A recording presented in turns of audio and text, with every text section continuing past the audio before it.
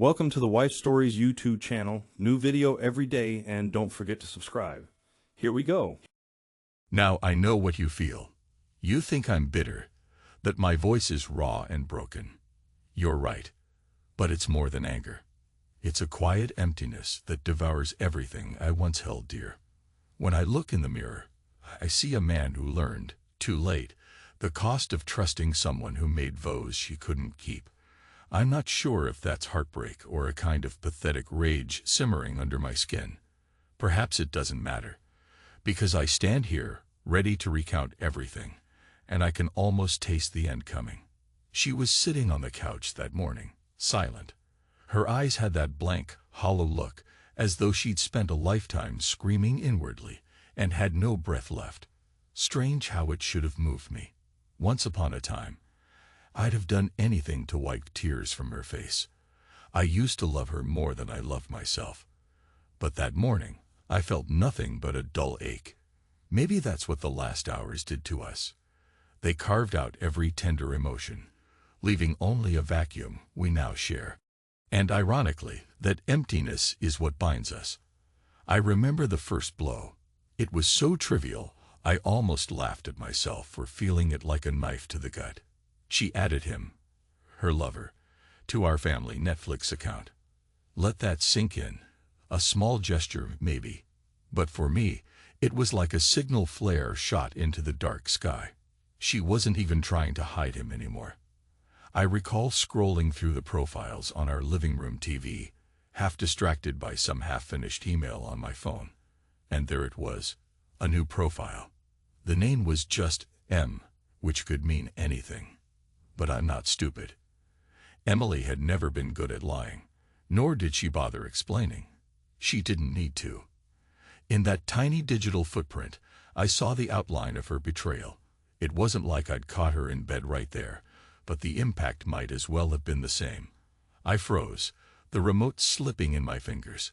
My own wife had invited another man into our household's streaming service, our little fortress of daily comforts. That's the worst part. She used to criticize me if I so much as gave out our password to a cousin. But him, he was special. He had become part of our routines, the shows we watched, the recommendations Netflix curated for us. He was in our digital living room. And that was monstrous. It felt bigger than a small slip. It was a quiet, scathing declaration. I'm done hiding him. I wish I could say I confronted her immediately, that I screamed or demanded answers. But I just stood there, remote in hand, while my heart pounded out a war drum in my chest. I pressed the back button over and over. Sometimes I wonder if I wanted to erase the entire app, delete that shameful name from existence. Ridiculous, right? That's how men like me lose their minds, one humiliating realization after another, until you snap. Except I didn't snap. Not outwardly. I turned the TV off and went to meet her in the kitchen, where she was preparing coffee for both of us. She looked up, that same subdued warmth in her eyes she'd had for the last few months, a courtesy warmth, not genuine, not real. And for the life of me, I tried to respond in kind. I tried to pretend I hadn't seen the new profile, because I told myself I wanted to gather evidence, plan my approach. Deep down, I just didn't want to face it yet. That evening, we had a party to attend, something at a friend's place, an anniversary or perhaps a housewarming. I don't remember the official excuse anymore. All I recall is wine, a crowd of acquaintances, and Emily's phone lighting up with his messages. She thought she was sneaky, glancing at it from time to time, angling it away from me with subtle shifts of her wrist. But in the corners of her eyes, I saw guilt. And I saw excitement too. The kind a woman can't fake. Something raw was happening behind that screen. And every time I caught a hint of that soft, secret smile, I felt another chunk of my soul flake off and die. I remembered drifting through that party like a ghost. People were talking, celebrating, shoving wine glasses into my hands, expecting me to toast or laugh, or say something witty. But all I could do was nod. The flavors of conversation turned to static, and my vision narrowed on Emily. She floated between groups, making small talk, sometimes looking over at me as if to confirm I wasn't making a scene. She must have known I'd noticed something. There was tension in the air. Her shoulders were rigid under that pretty blouse. She'd worn a deep blue top. I remember how it hugged her arms, how it once would have made me feel proud to be by her side. That night, it just felt like a reminder of how she was beautifying herself for someone else. And in the midst of that swirl of voices and laughter, I made my move. Not physically, not a violent outburst. No, I played the gallant husband. I talked to neighbors. I clinked glasses in a fake toast. I showed everyone that I was, in fact, the perfect gentleman. But behind my eyes, behind those forced grins, I was planning. Every so often, I'd spot Emily checking her phone or slipping away to the hallway. I'd see her tapping frantically, that electricity in her expression. She'd return with a slightly changed posture, either more flustered or more determined. I could never be sure. I took mental snapshots of those moments, like a detective building a case. I nodded at some real estate broker who was bragging about property values, flipping through his phone's pictures of luxury condos, while my mind screamed, "She's with him. She's texting him. She's telling him how bored she is with me and how much she wants him." That's the tape playing in my head, on loop. And I kept smiling politely, because that's what you do when your entire life is on the brink of collapse, but you can't let anyone see the cracks. Hours crept by. At one point, I found myself outside on the balcony, needing fresh air. The night sky was big, the city lights flickering below. I leaned on the railing, half drunk on cheap wine, wrestling with the thought of confronting her then and there, maybe in front of everyone. But I remembered my father's words from long ago. Always keep your composure. Even when you're bleeding inside, never show the world your wound. My father was a stoic man. He never let anyone see him break. I guess I inherited that from him. Eventually, Emily and I drove home. The ride was silent. The only noise was the rumble of the car engine, and the occasional beep of her phone receiving yet another text. She would press the side button to silence it, and every time, I felt that swirl of anger in my stomach. So many times, I almost told her to throw that phone out the window. But I didn't. The streetlights cast shifting shadows across her face as she stared at the road, tension mapping her features. We said nothing. That was the worst part, that suffocating quiet, heavier than any argument could be. We reached our driveway. She stayed a moment in the car after parking, as if summoning courage to speak, but I got out and walked inside without waiting. I don't think she followed me right away. Maybe she needed to check his text, reassure him everything was fine. I can't guess. By the time she came into the house, I was already in the bedroom, unbuttoning my shirt. She tried to say something, a half-formed, "Hey," or "Are you?" But I turned off the light before she could finish. I didn't want to see her face anymore. I hardly slept. A few hours later, as dawn crept in, I stared at the ceiling. My mind was racing with a plan so cold it made my hands sweat. I was going to make her pay. Not by violence, not by some cheap fling to get even. No, I was going to take the one thing she took for granted, the stability we built together. If she thought she could humiliate me, I'd show her who truly held the reins. You see, I run an investment fund, part real, part borderline scam. People trust me with their money, and I turn it into illusions. If I time it right, nobody gets hurt. If I time it wrong, well, entire fortunes can sink into the ground. I've always danced on the edge of that line.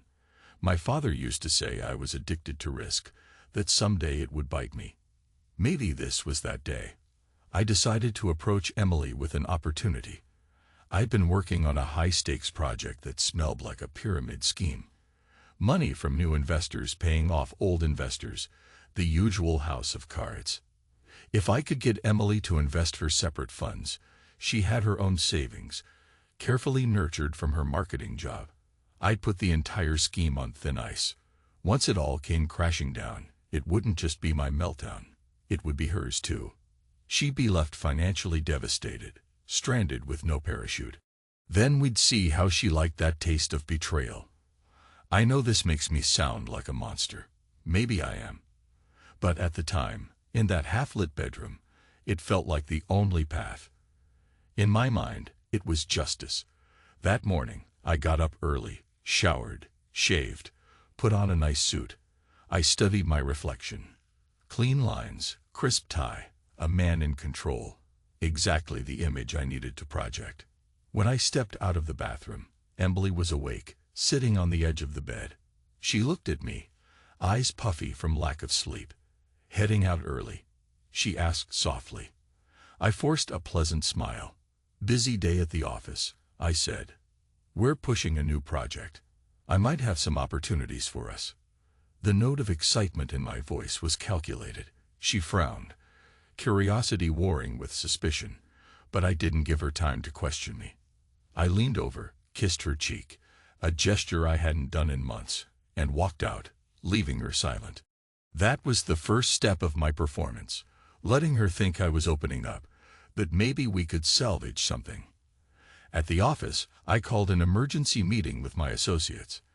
On the surface, I told them we were going to secure additional capital. In truth, I was setting them up to fail. They just didn't know it yet. This project had a ticking clock. If I could get fresh funds from my wife, we'd keep the illusion alive long enough for me to do what I intended. Sabotage it from the inside. Let it collapse in such a way that Emily's portion would be as exposed as possible. My own exit plan involved funneling out enough to keep me afloat, leaving her in the rubble. Yes, I know. Despicable. But don't forget, that Netflix profile haunted me. Her phone lighting up with messages, the hush in her voice whenever she stepped into the hallway. She'd made our union a lie. I was about to turn that lie into her worst nightmare. Over the next few weeks, I dripped the narrative into her ear. Babe, I've got a high-risk, high-reward opportunity. If it works, we'll be set. If it fails, we'll lose a lot. But I have confidence. I want you to be part of this, so we can celebrate together when it pays off. I let her see me working late, pacing, scribbling notes, running numbers. I played the role of a driven man with a dream, hungry to succeed for his family. She listened. She asked questions. Her initial wariness gave way to a sense of possibility. Perhaps she felt guilty about betraying me, or maybe she just saw this as her chance to prove she still cared. Regardless of the reason, she bit the hook. One evening, while she scrolled through her phone, no doubt messaging Mark, though I forced myself not to mention it, I casually dropped the final pitch. I need you in this, I said, voice low and urgent, half lost in the flicker of the TV. I can't do it alone. I need your resources, your faith. It's for us. Her eyes locked on mine for a moment. There was fear there, and regret. And maybe something else. A flicker of leftover love. Then she nodded. I'll do it, she said. And that was that. We formalized everything in the following days. Transfers, documents, hush-hush disclaimers about risk. Even as we signed papers in my home office, I saw that her phone lay face down on the desk, buzzing every now and then. Her lips were tight. She never once told me about him, never apologized. And I never demanded. I just smiled, feeling a twisted rush of power. She was walking straight into my trap. That weekend, I orchestrated a little dinner to celebrate the new investment. I wore a casual blazer, opened a vintage wine. Emily sat across from me, looking more relaxed than she had in weeks, like maybe we'd turned a page. She tried to share details of her own marketing project at work. I nodded, pretended to care, swirling the wine in my glass. Deep inside, I was screaming at myself to keep calm, to keep the mask on. Because in the back of my mind, I pictured Mark. I pictured him in our Netflix coup, in her messages, in her thoughts. Did she plan to meet him later that night? Did she say yes to my business proposition out of desperation to hide her guilt? Or did she think if she kept me happy, I'd never uncover the full truth? We went to bed in the same room for once, though we barely touched. There was a moment when she brushed her hand over mine. It wasn't seductive. It felt more like a plea for some intangible closeness. I pretended to be too tired to notice. The next day, the deposit cleared. My scheme was in motion. You might wonder how I discovered the explicit details of her affair. The Netflix account was just the tip. It was at that same dinner that her phone buzzed with a photo. She opened it by reflex, some snapshot of him at his place, shirtless from what I glimpsed across the table. She gasped, quickly angled her phone away. I asked, calmly, "Everything okay?" She stammered, "It's just a coworker, sorry." But her face flushed. That was all I needed to confirm. Later, after she fell asleep, I slipped her phone from the nightstand and made a guess at the password. It was the date of our wedding anniversary, bitterly ironic. I scrolled enough to see the messages, the pictures, the words that seared into my brain. The way she told him she missed his touch, how she longed to kiss him again, how our marriage was draining her soul. I didn't read more than I had to. It felt like swallowing broken glass. I put the phone back and left the room to sit in the living room until sunrise, the thoughts pounding in my skull. I was aware they'd been intimate. The descriptions in their chat were explicit enough. I could almost see Mark's hands on her, hear her soft moans in the darkness. And it nearly drove me insane. But I channeled that anguish into one final step: sabotage. My heart was black with rage, and I didn't care about the moral consequences anymore. I just wanted to watch her world collapse, the same way she'd shattered mine. From that point on, I played the devoted husband. I helped her pick out clothes for a business function. I offered to drive her to yoga classes. If she needed extra money to tide things over, I borrowed from the hush fund at my office. Meanwhile, I orchestrated the meltdown of the entire investment scheme. I stopped paying off the earliest investors. I faked some documents that suggested a major market downturn. My associates were panicking, but I always found a way to calm them on the surface. None of them realized how precarious it was. They only saw me, calm and confident, with the same forced grin I wore at that party weeks earlier. Emily started to sense something was off when the numbers in her account plummeted. She confronted me in the living room one night, laptop open, spreadsheets displayed. "Jack, what is going on?"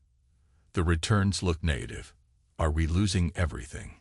Her eyes were wide, and a tremor edged her voice. I looked at her in fake surprise, came closer, placed a hand on her shoulder. "It's just a market correction," I lied. "Give it a week or two. Trust me, everything will stabilize." She stared at me, searching my face for honesty. Perhaps she found enough warmth in my eyes to believe me, or perhaps her guilt about the affair overshadowed her doubts. She relented. She closed the laptop. She let me lead her by the hand, as if that would comfort her. I almost felt sorry for her in that moment. Almost. But the next morning, I set the final stage of the collapse. I used shell companies to siphon out the remaining capital that I could salvage for myself. I left the rest in a precarious sinkhole, sure to vanish once the meltdown became official. That day, I told my employees that we'd had a catastrophic margin call.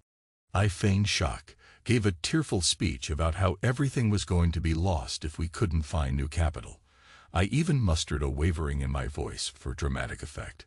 They believed me. By the time the meltdown was unstoppable, I was already disconnected from it. Funds were routed to accounts Emily didn't know existed. We came home that night to a silent house. I remember seeing the Netflix home screen again, that Dan M profile still there, as if mocking me. Emily had left the TV on. She was still hoping everything would turn out okay, perhaps planning to watch some escapist show to calm her nerves. The tension weighed on us like a storm about to break. I poured myself a glass of whiskey, offered her one, but she refused. She asked me point blank, "Is it gone?" A simple question. I replied, "Yes. All of it." My voice was ice. Her eyes flickered with panic, tears threatening. She demanded, "But how? Can't we fix it? You said you had backups. You told me it was safe." I set down my glass. "No. I only said it was an opportunity. You took the risk. We both did. She looked at me as if seeing me for the first time. She must have realized that I wasn't panicking, that I wasn't even upset. In fact, I wore a slight smirk, the corner of my mouth twisted in some dark satisfaction. She took a step back, her breath shaky. Why are you so calm? And that was the moment I couldn't hold back anymore.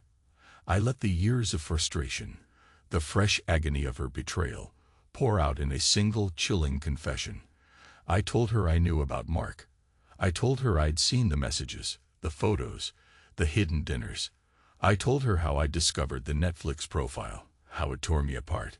And then I told her how I'd orchestrated this meltdown with one goal, to break her. I made sure she realized I'd planned every step to ensure she would be left with nothing. Her face went pale. She opened her mouth, but no words came out. I expected tears, maybe a scream.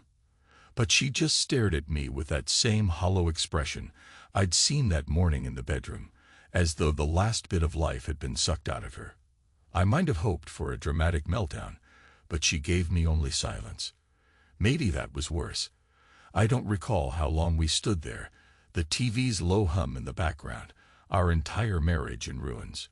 Eventually, she whispered, "You destroyed me." I nodded, feeling my heart pound. "Yes," I said. "Now you know what that feels like." A moment of charged stillness hung between us, thick as smoke. I forced a short, bitter laugh, trying to mask the trembling in my chest. Was it worth it? I asked, not sure if I was asking her or myself. She didn't answer. She just turned around, walked to the bedroom, and closed the door. I don't know if she cried behind it or stared at the wall in vacant shock. I was left in the living room with my rage and my hollow victory. Part of me wanted to pound on the door, to fling it open and demand some fight, some screaming match. But I couldn't. My legs wouldn't move. I sank onto the couch, lights off, TV still glowing with that wretched Netflix homepage. My eyes flicked over to M, and a wave of bleak emptiness washed over me again. I must have dozed off at some point, because the next thing I remember is the pale wash of morning light across the living room. The air tasted stale, the whiskey on the table now warm and untouched. I dragged myself up, feeling like I'd aged 10 years overnight. My tie was askew, my shirt wrinkled. I walked to the bedroom door and found it ajar. The bed was empty. She was gone. The closet was open. Some clothes were missing. Had she left in the dead of night? Maybe. I checked my phone. No messages, no missed calls. She'd just vanished. I know what you're thinking, that I should have felt relief or triumph. Instead, I felt an ache in my gut like a punch I wasn't prepared for. My carefully plotted revenge ended not with a bang, but with a hollow, suffocating quiet. I guess I expected that once I'd exacted my justice, everything would fall neatly into place. But life isn't that simple. I spent the day ignoring calls from my associates, my phone buzzing relentlessly with panic. The meltdown was official. Investors were furious, threatening legal action. In theory, I had my personal finances tucked away. But I was learning that no plan is bulletproof. The scandal was bigger than I'd anticipated. Reporters tried to contact me. Local news outlets ran stories on the Chicago scheme. And I realized I might very well face lawsuits that could freeze my hidden accounts. The walls were closing in faster than I'd expected. In the midst of that chaos, I stood in the shower, hot water pounding my back, thinking about Emily. I wondered where she'd gone. Maybe she ran to Mark. Would he take her in? If he loved her, maybe so. Then again, she was now a financial liability. Would he see her as a burden?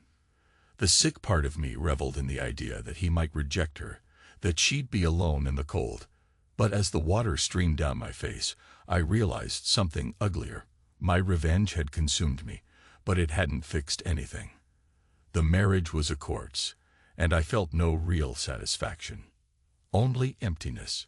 That emptiness stuck with me over the following weeks like a constant shadow. I hired lawyers to try and manage the fallout.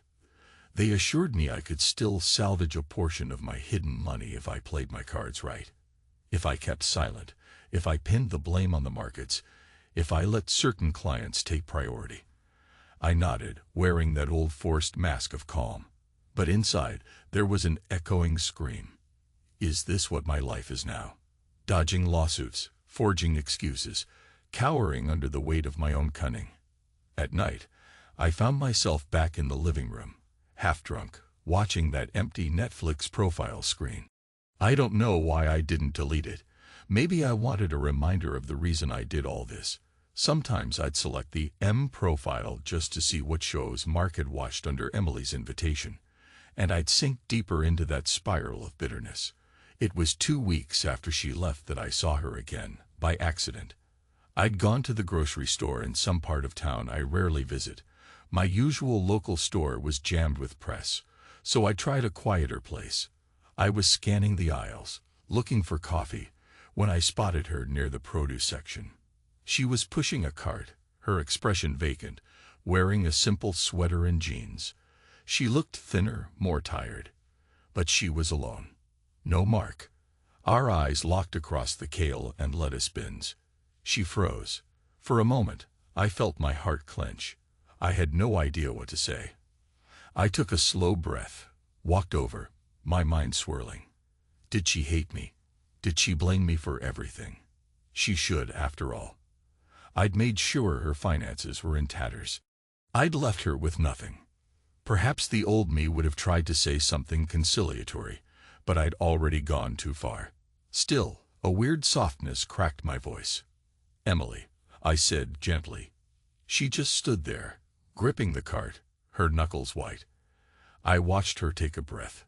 "Jack," she replied, voice raw. 1,000 words hovered between us, unspoken. Finally, she asked, "Are you okay?" It was so absurd I nearly laughed. She was the one who'd lost everything, likely crashing on some friend's couch, her name tarnished by association with me.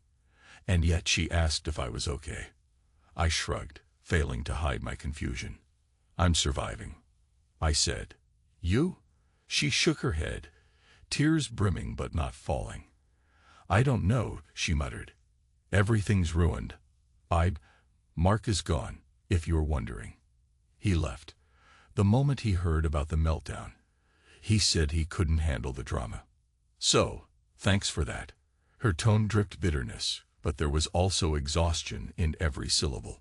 I searched her gaze. There was no triumph in seeing her heartbreak. If anything, I felt a twinge of pity, and maybe a glimmer of regret. "I'm sorry," I said, though I wasn't sure exactly what I was apologizing for: her betrayal, my sabotage, or the entire sad mess of our marriage. She stared at me as if waiting for an explanation that would never come. Then she nodded once, turned her cart, and walked away. I watched her figure retreat until she vanished behind a display of apples. That was the last time I saw her for months. Life, if you want to call it that, dragged on. I faced multiple legal battles, found ways to slip out of the biggest lawsuits. My father's stoicism manifested in me. I never publicly admitted guilt. I let my lawyers do the dance. The press eventually moved on to the next scandal. But the damage was done. I was the guy behind the meltdown. My reputation in the financial world was scorched. The house was still mine, but it felt empty. I kept the blinds closed, rarely left. I remember noticing how quiet the place was without Emily's presence. No faint hum of her phone calls, no soft music from her laptop, no flutter of laughter. Even the air smelled different. I told myself this was the price of victory, but if I was being honest, it felt more like a punishment. I guess I expected Emily to come crawling back at some point, to beg for restitution, or at least demand I pay her something for what I'd done. But she never did. I heard rumors that she took a short-term apartment across town, found a small job, tried to start over. I don't know if that was true or just speculation. Occasionally, I checked her social media, but she didn't post anything. She'd gone dark. That disappearance only made the ache worse. In quiet moments, I'd recall the look in her eyes that first time I saw the Netflix profile with M, that look of guilt, but also the excitement of being discovered. Then I'd remember the party, how she fidgeted with her phone, how I seethed under my fake smiles. And then I'd remember that night when I finally told her the truth, the meltdown of her finances, how she didn't even cry, just stared at me, wordless. All those images blurred together into a single gnawing memory. Betrayal answered with betrayal, feeding on each other until everything was consumed. Months crawled by. The lawsuits gradually settled. I kept enough money to survive, but I was no longer the high-rolling investor. My illusions had cost me most of my old life. And ironically, that should have been satisfying. I got what I wanted, right? I destroyed Emily's illusions. I chased away her lover. I made her pay. But my nights were an endless loop of nightmares. I'd wake up drenched in sweat, hearing my father's voice telling me, "Never show your wound." And yet all I had left was that wound, throbbing, unhealed. One night, during a brutal storm, I sat alone in the living room, lightning flashing outside. The electricity flickered, the TV streaming some random film to keep me company. I decided in a moment of self-torture to check the Netflix profiles again. Jack, Emily, M, all still there. My fingers hovered over the remote. Part of me wanted to delete them. Another part clung to that relic of our shared life. As twisted as it was, I found myself selecting M, letting the interface load. The recommended titles were generic action movies, a few romance series, a random cooking show. The last thing M had supposedly watched was some late-night comedy special. I felt a bitter sneer curling my lips. So Mark liked comedy, huh? How fitting that it ended up a tragedy for us all. I flicked back to the main screen. Then I noticed something. Emily's profile had been used recently. I stared. The screen indicated a show paused halfway through. Some new drama about heartbreak and betrayal, ironically. My hand tightened on the remote. Emily had been here. Or maybe she still had the password, and she was using it somewhere else. The storm rumbled outside.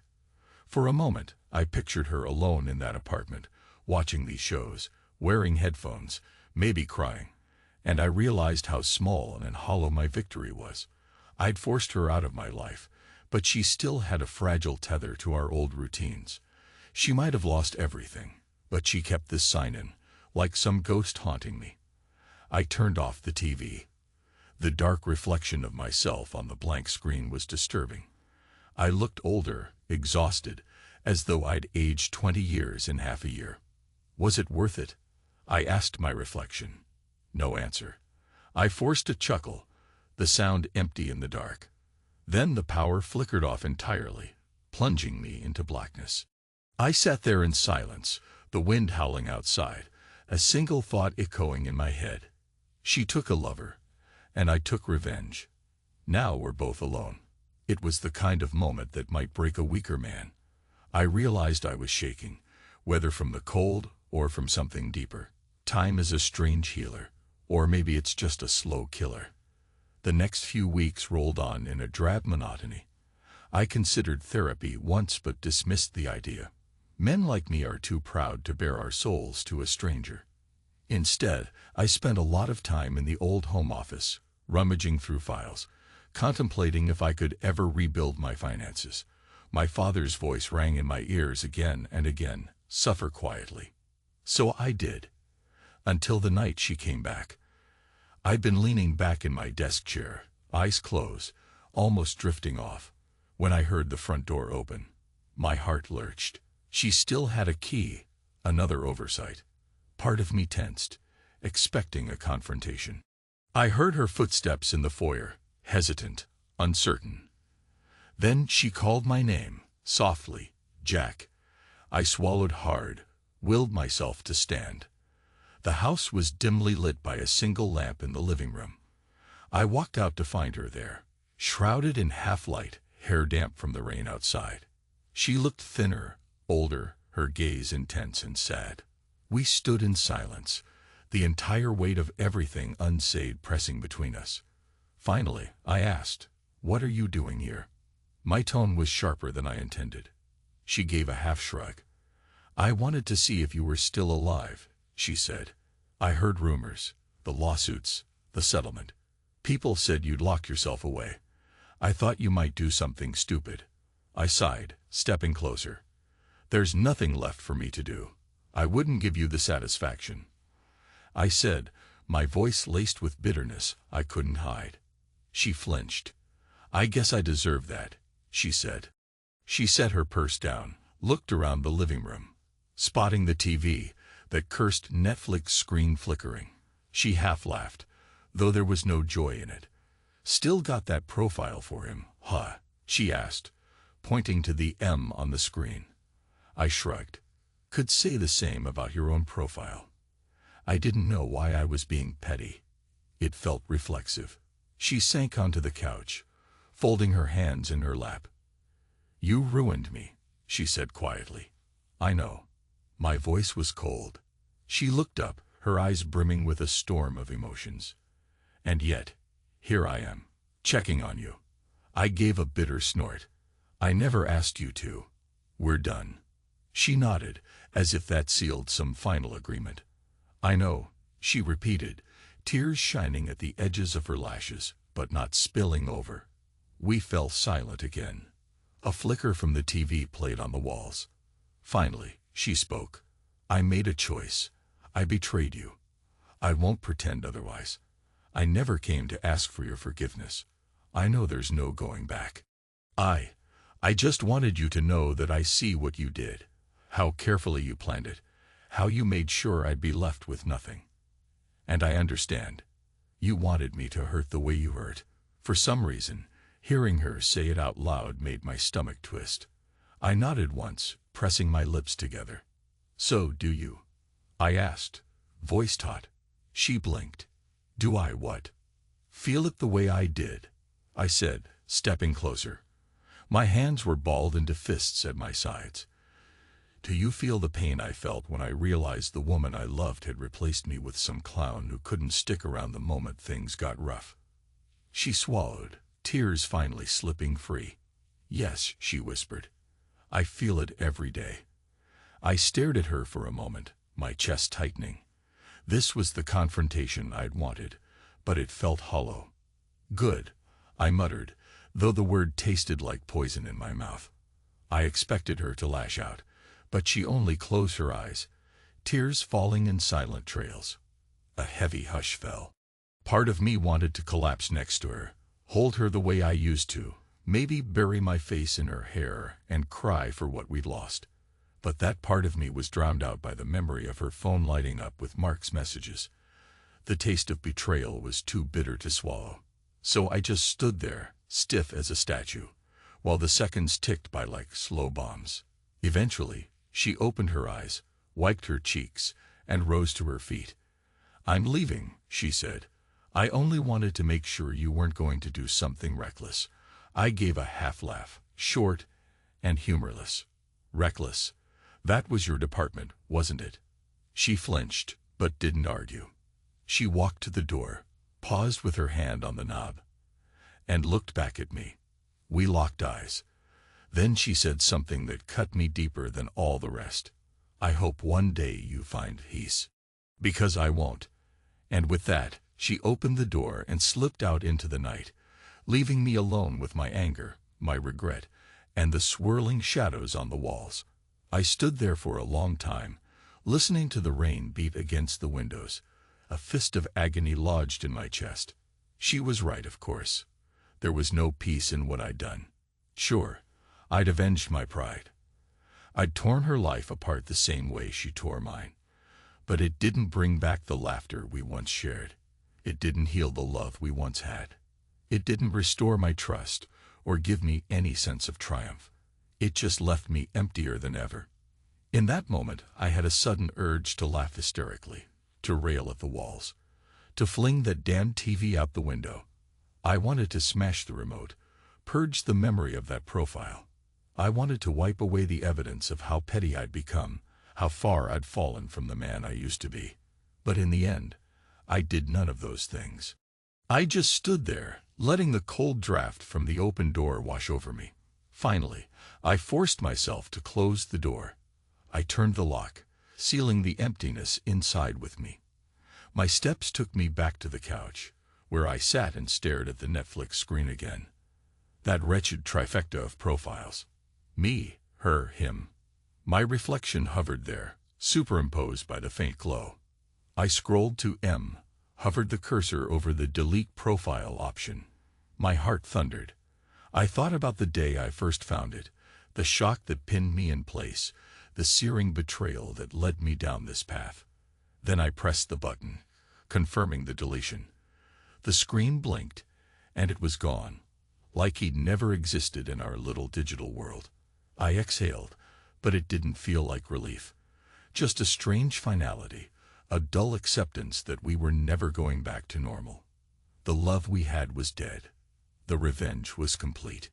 All that remained was this cold aftermath, a ruin of two people who once shared a life. She was gone, Mark was gone, and I was here, alone. In a strange spasm of sentiment, I clicked on her profile next. My finger hovered over delete again. I nearly did it, but I couldn't. I realized some part of me clung to the echo of her existence in my life. Maybe out of guilt, maybe out of longing. I left it. Then I turned off the TV, letting the room sink into darkness. I remember thinking, this is it. This is where the last page turns. The final line of the story. But I was wrong. Life always keeps going, no matter how many times you think you've reached the end. In the morning, I'd have to face the echoes of my own downfall again. I'd have to meet with lawyers, fend off accusations, maybe even face criminal charges if someone dug deep enough. I'd have to live with what I'd done. And Emily, somewhere out there, would be doing the same. And so, here I am, telling you this story, alone in a quiet house. The sense of being unstoppable I once carried is gone. The illusions of my brilliance, my success, my wife's devotion, gone. Maybe that's what clarity feels like. An empty stage after the drama has ended, when the actors have left, and all that remains is the lingering echo of lines spoken in anger or love. Now I know what you feel. Yes, you, the man who gave everything to someone who casually threw it away. The man who realized too late that there's no real victory in revenge. Only a deeper layer of bitterness. I can't change what I did. I can't bring back that trusting fool I was before. But if there's any lesson to glean, it's that betrayal doesn't end with payback. It lives on in the hollowness of your nights, in the silhouette of the person you used to be. I want to say I feel regret, that I found some path to redemption. But that wouldn't be entirely honest. I still feel the rage, the heartbreak, the monstrous part of me that said, destroy her before she destroys you. Perhaps time will erode that. Perhaps not. For now, I close my eyes, and I see her standing in the doorway, telling me she hopes I find peace. Maybe someday I will, but not tonight. Tonight, I'm wide awake alone, with an empty Netflix screen, and the memory of a woman who once loved me, and of a man who ruined himself by trying to ruin her first. That's the truth of it. That's the final blow. We stand here as ghosts, each the other's haunting. And in that lonely silence, the only sound is the faint hum of the air conditioning, mocking me with its steady, indifferent whisper. I guess that's how you know the story is really over, when there's nothing left to say, and no one left to hear it.